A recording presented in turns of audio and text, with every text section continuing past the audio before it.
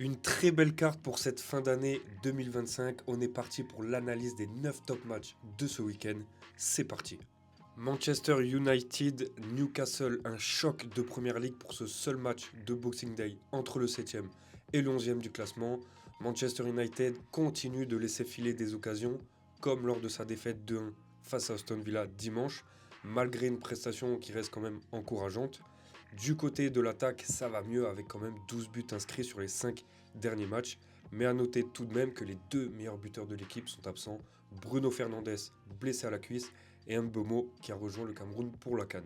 Du côté de Newcastle, la régularité fait aussi défaut, costaud à domicile, mais à l'extérieur ça laisse de nombreuses failles avec seulement une victoire et un nul sur les 7 derniers matchs. Malgré les importants absents du côté de Manchester et du Newcastle, entre les blessures et la CAN, pour moi tout peut arriver et je pars sur le but pour les deux équipes, coté à 1,45.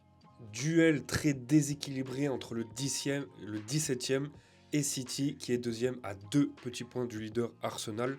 Malgré la 17e place, je trouve que Nottingham fait un parcours encourageant en battant plusieurs fois de grosses équipes. On peut le voir avec un 3-0 face à Tottenham ou un autre 3-0 face à Liverpool ou même accrocher un nul 2-2 face à Manchester United. Alors en début de saison c'était compliqué, mais là depuis quelques semaines, cette équipe affiche un bilan très correct avec 6 victoires sur les 10 derniers matchs. Du côté de City, c'est pareil, en début de saison c'était assez compliqué, mais depuis quelques semaines, un nouveau City est apparu avec une cohésion Cherki-Foden-Haaland juste exceptionnelle, et pour moi, difficile à penser que Nottingham peut faire le poids face à ce mastodonte. Je pars logiquement sur la victoire de City, et la cote est à 1,54. Leader de Première Ligue, Arsenal reçoit Brighton, 9e au classement. Arsenal, c'est juste incroyable avec seulement une défaite lors des 23 derniers matchs. De quoi faire peur à cette équipe blanche et bleue qui affiche, eux, un bilan décevant avec seulement 3 victoires lors des 10 derniers matchs. Comme pour City, difficile de croire qu'Arsenal peut perdre ce type de match lorsqu'il roule sur l'eau et face à une équipe très peu en confiance ces temps-ci. Pour moi, je pars donc logiquement là aussi sur une victoire et sur la victoire d'Arsenal côté à 1,37. Belle confrontation là aussi déséquilibrée entre Liverpool 5e qui peine à remonter dans le classement et les Wolves derniers du championnat. Avec des résultats très décevants, Liverpool enchaîne enfin quelques bons matchs et sont sur 6 matchs sans défaite. Plus le droit à l'erreur et ils le savent très bien. En face, les Wolves sont catastrophiques, derniers avec seulement 2 points au classement, supplément pire défense, pire attaque du tournoi. Liverpool a donc toutes les cartes en main pour prendre les 3 points sur ce match.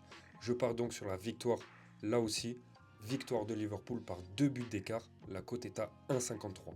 Très beau duel là entre le 4e et le 3e. Chelsea, malgré quelques résultats peu convaincants début décembre, affiche maintenant un bilan très positif à domicile, avec quand même 15 victoires sur les 20 derniers matchs. Est-ce que cela sera suffisant pour faire peur à cette équipe d'Aston Villa? Ça, je n'en suis pas si sûr, car les joueurs d'Unai Emery sont sur un bilan encore plus exceptionnel, avec une série de 10 victoires consécutives sur 10, ce qui est vraiment fabuleux. Un match qui sera pour moi ouvert et riche en occasions, sachant que les 4 dernières confrontations entre les deux équipes se sont soldées par un minimum 3 buts. Là, j'ai envie de partir sur le but pour les deux équipes, et la cote est pas mal, elle est à 1,53. Direction cette fois-ci l'Italie en Serie A où Pisa dernier reçoit la Juventus 5e du classement. Pisa est en difficulté et ça ce n'est pas étonnant car ils viennent de Série B. Mais avec quand même 11 points au compteur, ils peuvent espérer continuer la course au maintien. Rien n'est perdu pour eux. Ils restent quand même sur un bilan catastrophique avec seulement une victoire lors des 17 derniers matchs. Du côté de la Juventus, le bilan est là plutôt positif. Ils enchaînent de bons résultats, des 1 face à la Roma ou même une victoire face à Bologne. Mais par contre, à l'extérieur, ça peine vraiment face aux grosses équipes, comme ces 3 défaites récentes, une face à Naples, la Lazio ou encore l'Oréal en Ligue des Champions. Avec seulement un but marqué à domicile pour les locaux, je vois mal cette équipe lanterne rouge quand même embêter la Juventus. Et je pars donc sur la victoire de la Juve, côté à 1,40. Retour en Première Ligue avec Crystal Palace 8e qui reçoit Tottenham 14e. Saison décevante pour ces deux équipes qui affichent des bilans, disons-le, catastrophiques. Crystal Palace enchaîne les contre-performances, dont de lourdes défaites, 3-0 face à City ou même 4-1 face à Leeds. Défaite également face à Arsenal au tir au but en quart de finale de FA Cup, Rien ne va en ce moment pour Crystal Palace, qui peine à monter dans le classement et perd des points bêtement. Du côté de Tottenham, c'est pire, lourde défaite là aussi, 3-0 face à Nottingham, 5-3 face à Paris, 4-1 juste avant face à Arsenal, avec un bilan qui est quand même encore plus lourd à l'extérieur, avec 4 défaites et un nul sur les 5 derniers matchs. Tottenham est pour moi méconnaissable cette saison.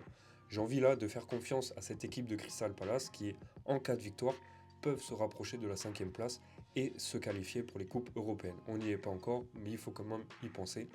Donc j'ai envie de partir sur la victoire de Crystal Palace au nul et plus d'1,5 but. La cote est à 1,70. AC Milan et Las Vérone, duel déséquilibré entre le 2e et le 18e. Le Milan AC propose un beau jeu cette année, mais attention aux autres grosses équipes italiennes. Le classement est très serré. Seulement 4 points séparent le premier au 5e. Côté statistique, le Milan affiche un bilan propre, surtout à domicile, avec une seule défaite lors des 9 derniers matchs. Pas le droit à l'erreur face à une équipe de bas de classement s'ils veulent prendre la coupe cette saison.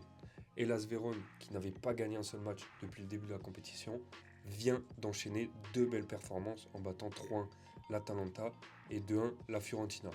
De quoi quand même donner une lueur d'espoir pour cette équipe et sortir de la zone de relégation. Alors face à une équipe pleine d'ambition, j'ai quand même du mal à croire à cet exploit et je pars donc sur la victoire du Milan, côté à 1,34. On reste en Serie A avec un gros choc entre le 9e et le 1er du classement, l'Atalanta qui affichait un bilan très juste en enchaînant 5 nuls d'affilée au mois d'octobre, retrouve enfin le chemin des victoires avec à son actif 6 victoires lors des 7 derniers matchs. De quoi reprendre de la confiance avant le grand affrontement face à l'Inter. De leur côté, l'Inter, premier au classement, vient de perdre la demi-finale de Supercoupe face à Bologne au tir au but. Une désillusion totale qui ne doit pas affecter les joueurs lors des prochains matchs, sous peine de descendre dans le classement et de perdre la première place. Malgré ça, les résultats sont quand même positifs et sont réguliers comme chaque année. Avec une pression pour l'Inter qui savent parfaitement gérer au quotidien, pour moi je pars donc sur la victoire ou nulle de l'Inter et moins de 4,5 buts dans le match. La cote est à 1,46. Merci à toi d'avoir suivi, pense à t'abonner pour les prochaines analyses, c'était FBN Prono. Ciao.